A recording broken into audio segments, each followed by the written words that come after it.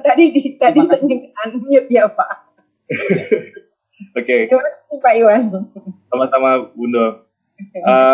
Assalamualaikum warahmatullahi wabarakatuh. Waalaikumsalam. Salam sejahtera buat kita semua. Salam cinta anak usia dini. Yang saya hormati Bunda Neti, Profesor Dr. Insinyur Neti Herawati, MSI, Ketua Umum Himpunan Pendidik dan Tenaga Pendidikan Anak Usia Dini Indonesia.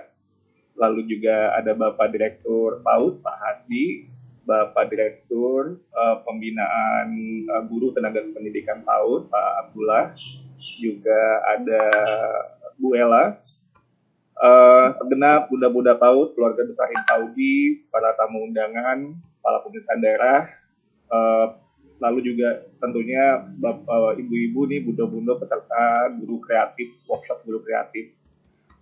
Saya mendoakan semuanya ada dalam kondisi sehat walafiat, baik Bapak Ibu beserta keluarga yang ada di rumah. Terima kasih saya sudah diundang untuk memberikan kata sambutan di sini. Saya sangat apresiasi sekali semangat yang luar biasa yang saya rasakan dalam workshop ini di tengah kita dalam masa pandemi COVID. Bapak Ibu semua, Bunda-Bunda semua nih sudah luar biasa untuk terus belajar dan tidak pernah berhenti ya untuk terus meningkatkan pengetahuan, keterampilan supaya bisa lebih baik nantinya untuk ekosistem pendidikan anak usia dini kita. Memang visi dari kementerian ke depan kita ingin sekali untuk melakukan peningkatan kualitas secara menyeluruh, termasuk di bidang pendidikan anak usia dini. Seperti yang kita tahu, ini juga merupakan visi dari komunitas secara internasional, di mana salah satu tujuan dari SDG, Sustainable Development Goals, pembangunan yang berkelanjutan dari PBB, itu adalah pendidikan PAUD yang berkualitas. Jadi ini hal yang sangat penting. Kenapa ini kemudian dianggap sangat penting? Karena kita semua juga sangat menyadari dan meyakini bahwa pendidikan anak usia dini merupakan fondasi untuk pendidikan yang pada tahap-tahap selanjutnya. Sistem pendidikan, jika pendidikan anak usia dininya kuat, itu akan menjadi lebih efisien dan lebih efektif, lebih berkualitas, dan juga pada akhirnya akan menopang pembangunan nasional, baik itu pembangunan ekonomi, sosial budaya, dan secara keseluruhan. Jadi ini sangat penting sekali. Kita dalam menyusun program-program di Kementerian Pendidikan dan Kebudayaan saat ini, arahan dari Mas Menteri dalam menerjemahkan visi Presiden Joko Widodo, itu adalah menempatkan yang tujuan akhir itu selalu adalah kepada murid. Jadi kembali lagi kepada murid, bagaimana murid-murid kita, anak-anak kita itu bisa berkembang secara holistik. Kalau kita pinjam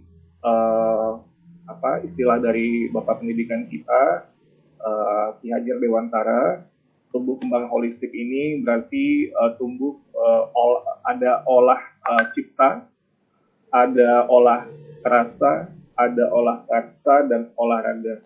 Jadi totalitas lahir dan batin ini perlu kita kembangkan secara menyeluruh.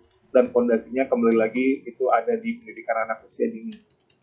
Jadi ini yang menjadi semua dari program-program yang kita lakukan, tujuan utama ini selalu kita jadikan sebuah fokus. Jadi apakah kemudian program-program kita akan berdampak kepada anak-anak kita. Lalu kemudian seperti Bapak Ibu sudah pernah dengar gitu ya, guru penggerak. Kalau Mas Menteri sering bilang guru penggerak, ini filosofinya adalah kita ingin para pendidik yang berdaya dan memberdayakan. Jadi ada dua. Satu, dia berdaya, dia menjadi orang yang kalau dalam bahasa Ki Hajar lagi ini merdeka gitu ya, dia merdeka, dia berdaya, dia berani mengambil inisiatif, dan pada saat yang bersama juga memberdayakan. Jadi dia juga bukan hanya berdaya untuk dirinya, jadi ada juga rasa tanggung jawab sosial.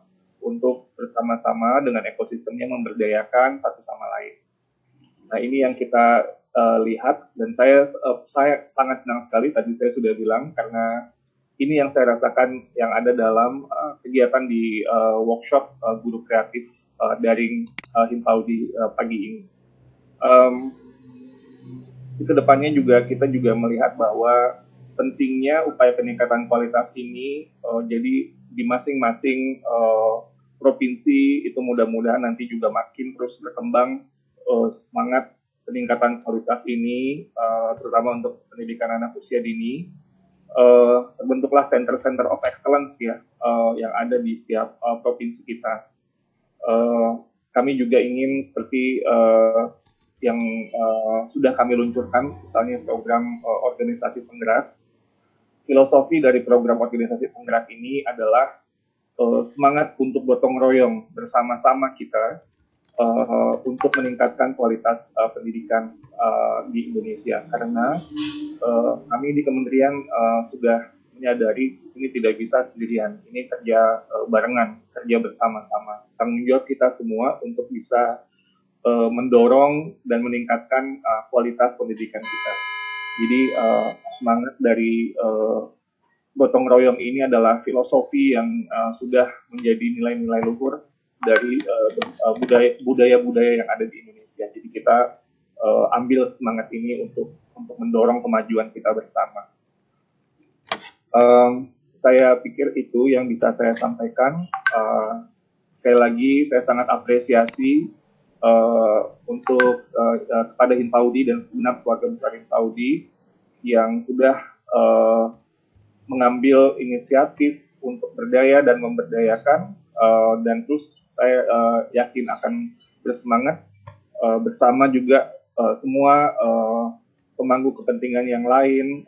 Ekosistem pendidikan Indonesia insya Allah akan semakin kuat, semakin dinamis, dan pendidikan berkualitas terutama untuk anak usia dini akan semakin nyata ada di pendidikan Indonesia. Dengan mengucapkan Bismillahirrahmanirrahim, workshop guru kreatif daring Himpunan Pendidik dan Tenaga Kependidikan Anak Usia Dini pada tanggal 27 April 2020 dibuka secara resmi. Semoga Allah Subhanahu wa Ta'ala, Tuhan Yang Maha Esa, senantiasa memberkati kita semua, merahmati kegiatan ini, dan terus menganugerahi kita semua dengan kesehatan lahir dan batin. Demikian, mohon maaf kalau ada salah-salah kata. Wassalamualaikum warahmatullahi wabarakatuh. Waalaikumsalam warahmatullahi wabarakatuh. Terima kasih Bapak Iwan Syahril, PhD, staf khusus Kementerian Pendidikan dan Kebudayaan yang telah memberikan sambutan motivasi kepada seluruh keluarga besar Himpaudi di seluruh tanah air, sekaligus membuka dengan resmi kegiatan ini. Hadirin yang kami hormati, dengan pernyataan pembukaan secara resmi oleh Bapak Iwan Syahril, maka acara pembukaan telah kita lalui bersama. Selanjutnya, hadirin yang kami hormati, kita akan menyimak paparan atau penyampaian materi yang akan disampaikan oleh yang pertama Bapak Direktur Pendidikan Anak Usia Dini, kemudian Bapak Direktur GTK, dan Ibu Najila Shihab, MPC Psikolog. Namun sesuai dengan rundown acara, maka kesempatan yang pertama, 10 menit pertama atau menyesuaikan akan diberikan kepada Ibu Najila Shihab, MPD MC Psikolog. Oleh karena itu kepada Ibu Najila disilakan. Assalamualaikum warahmatullahi wabarakatuh. Waalaikumsalam. Terima kasih Bapak dan Ibu semua, terima kasih Bunda Neti yang saya hormati, dan juga semua teman-teman pengurus Himpaudi, aktivis pendidikan anak usia dini, guru-guru, para pembina Himpaudi, dan juga kepada Pak Iwan Syahril, selamat pagi Pak Abdullah, dan juga Pak Hasbi atas kehadirannya, terima kasih. Pagi ini saya diminta untuk bercerita tentang sebetulnya pelajaran-pelajaran apa saja yang sudah kami dapatkan dari pengalaman menyelenggarakan sekolahmu, sekolah blended yang terintegrasi digital yang pertama di Indonesia, dan harapan saya apa yang dibagikan pagi hari ini bisa bermanfaat untuk teman-teman di Himpaudi dalam rangka juga tadi seperti yang disampaikan Bunda Neti, ingin bisa menyelenggarakan PAUD from home melalui pelatihan-pelatihan ini dengan tentu bukan saja memberikan akses kepada semua dan setiap anak, tapi juga akses yang diberikan, pendidikan yang diberikan adalah pendidikan yang berkualitas. Saya mohon izin share screen sebentar teman-teman. Oke. Silakan. Sebentar. Ya. Saya share ya. Oke.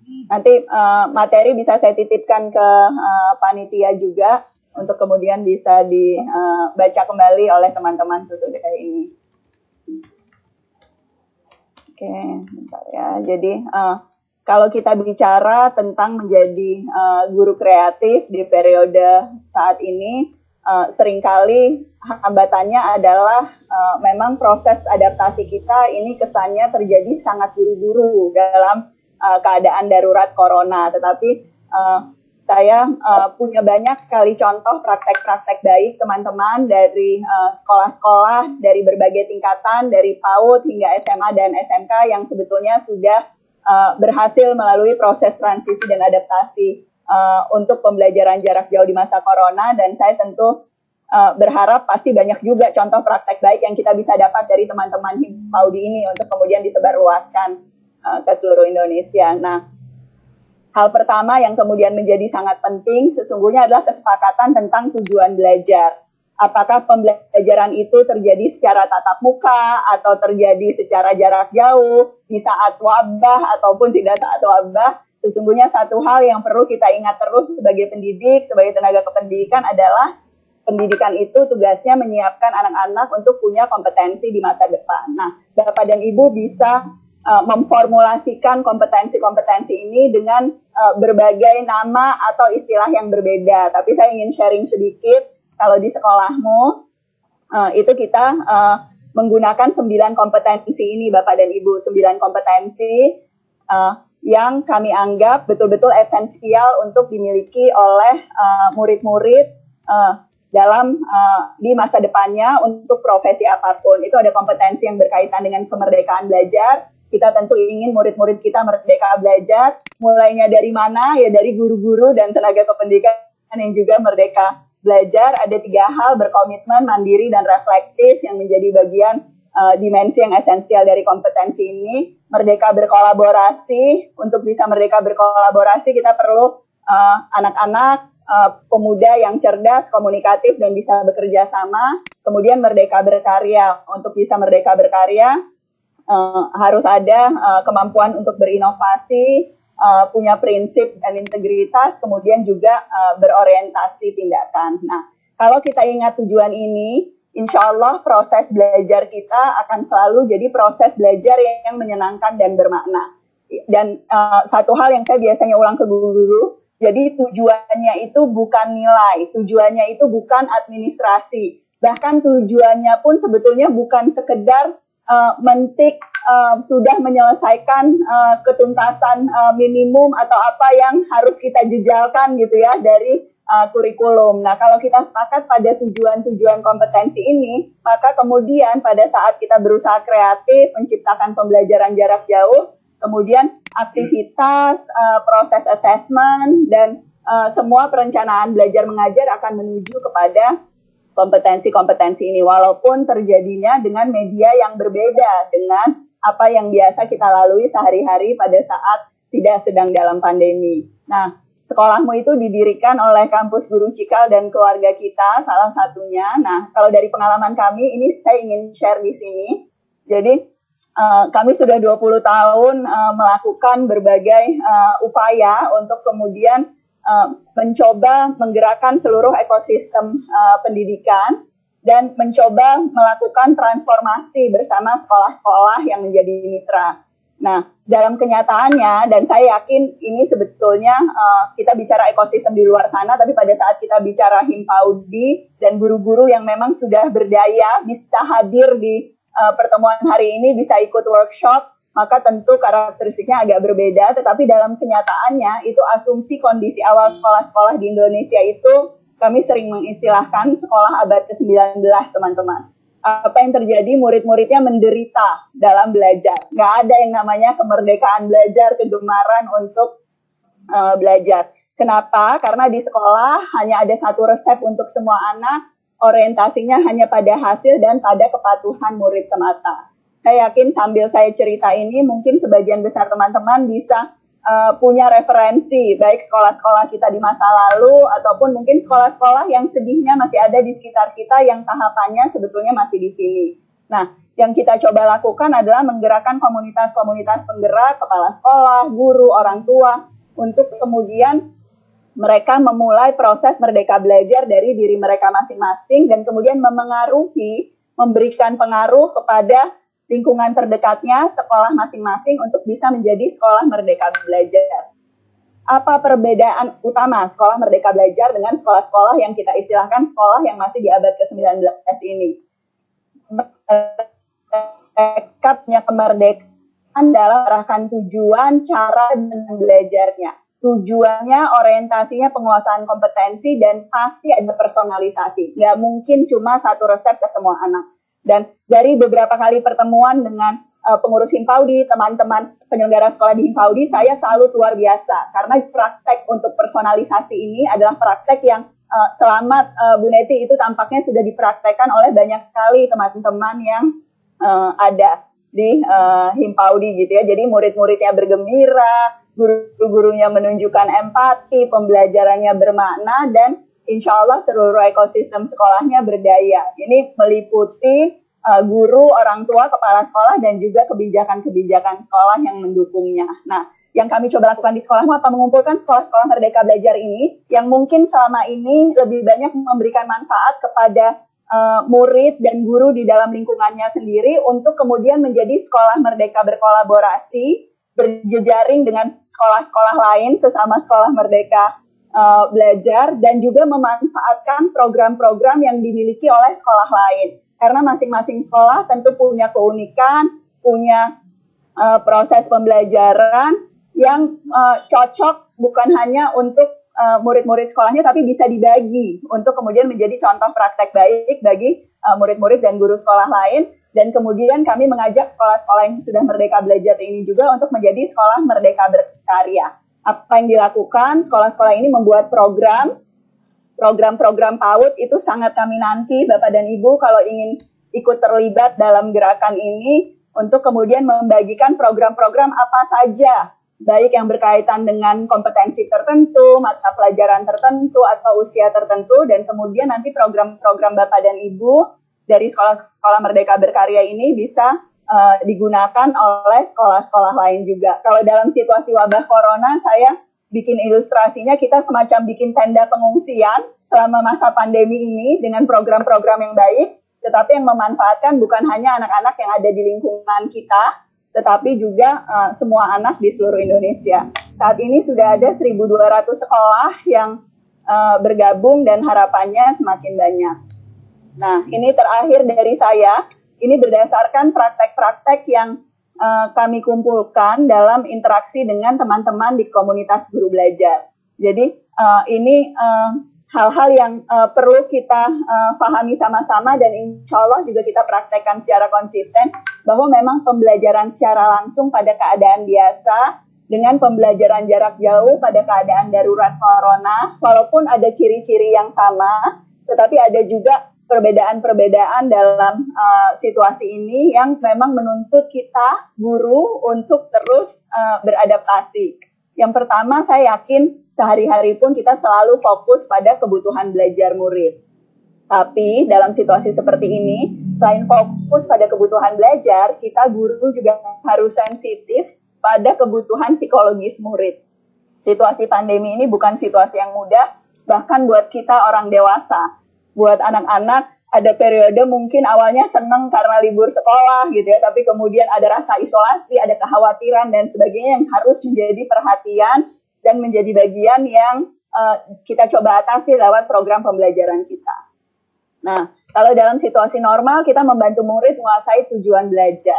Nah, dalam situasi darurat corona ini membantu murid dalam situasi sulit dengan tetap menguasai tujuan belajar, tetapi sebagaimana instruksi Mas Menteri dan juga penyesuaian-penyesuaian yang sudah dilakukan, maka tujuan belajarnya minimal. Kita tidak bisa memaksakan memindahkan sekolah total ke rumah di saat-saat seperti ini, karena tentu kompetensi orang tua yang menjadi fasilitator belajar itu tentu berbeda dengan kompetensi Bapak dan Ibu sebagai pendidik.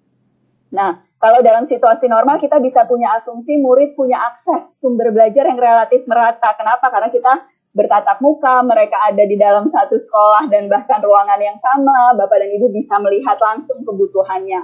Nah, di dalam pembelajaran jarak jauh situasi ini, pasti ada ketimpangan.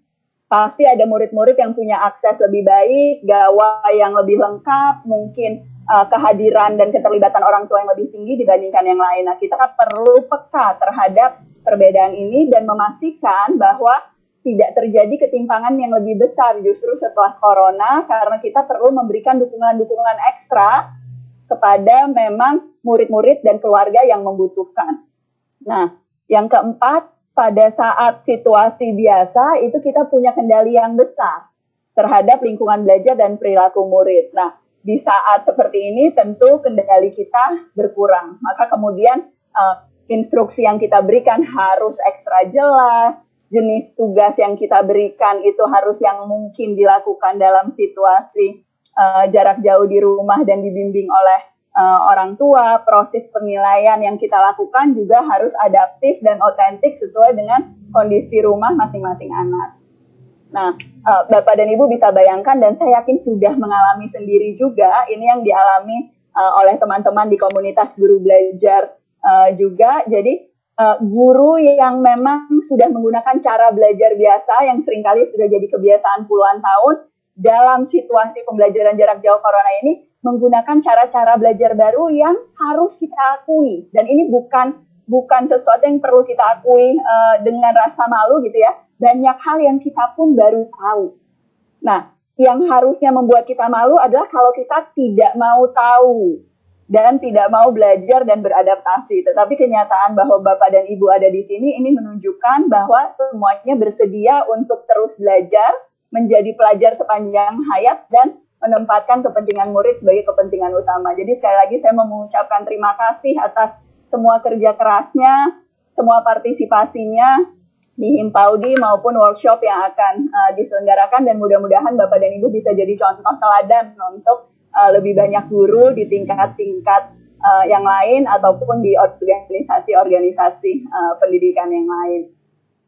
Sebagai penutup, saya ingin menawarkan beberapa program yang juga kami jalankan di sekolahmu yang mudah-mudahan bisa jadi pelengkap dari kegiatan-kegiatan workshop yang diikuti oleh Bapak dan Ibu. Dari mulai yang paling sederhana penggunaan gawai dan aplikasi digital sampai kemudian pelatihan yang berkait dengan pengembangan karir, menyunting video dengan aplikasi, membuat board game sederhana, menciptakan lagu. Ini mungkin cocok untuk Bapak dan Ibu, menambah penghasilan dengan menjadi guru online. Untuk kepala sekolah ada memimpin sekolah terintegrasi digital dan sebagainya. Bapak dan Ibu bisa cek modul-modul ini. Modul-modulnya gratis, bisa diikuti di sekolahmu untuk semua yang kemudian memang tertarik untuk belajar lebih jauh mengenai ini. Nah, kami ada program-program buat orang tua juga, karena Bapak dan Ibu pasti juga mengalami yang butuh dukungan bukan cuma guru, tetapi juga orang tua yang seringkali juga masih tidak punya pemahaman yang cukup tentang faktor-faktor yang memengaruhi belajar anak. Nah, jadi membantu kesiapan orang tua untuk bisa memahami kesiapan sosial emosional anak, memberikan dukungan lingkungan, paham tujuan dan instruksi, mendorong anak mandiri, memberikan anak pengalaman sukses dan umpan balik, itu adalah bagian dari tujuan pembelajaran untuk orang tua yang kami selenggarakan training-trainingnya di sekolahmu. Ini modul-modulnya dari modul-modulnya Yayasan Rangkul keluarga kita, ada tentang digital parentingnya, tentang prinsip cintanya, kemudian membantu orang tua untuk melakukan manajemen emosi, mengenal sifat bawaan anak, teknik komunikasi, disiplin komunikasi dengan pasangan sebagaimana yang tercantum di sini.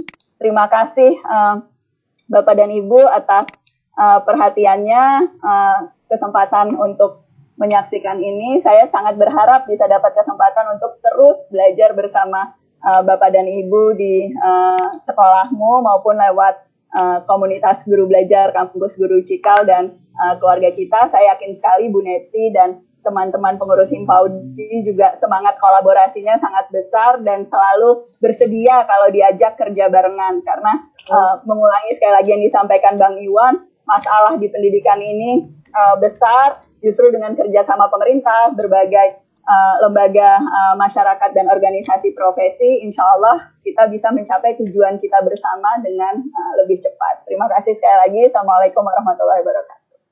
Waalaikumsalam warahmatullahi wabarakatuh. Terima kasih Bu Najila yang telah memberikan pencerahan luar biasa kepada kami semua. Mudah-mudahan ini menjadi bekal pengetahuan yang sangat berharga tentunya untuk kemajuan dunia pendidikan anak usia dini di Indonesia. Hadirin, selanjutnya kita akan simak bersama pula yaitu materi paparan dari Bapak Direktur Pendidikan Anak Usia Dini, Bapak Dr. Muhammad Hasbi, terkait dengan kebijakan anggaran BOP dalam pelaksanaan kompetensi PAUD dan implementasi pembelajaran PAUD dari rumah. Oleh karena itu, langsung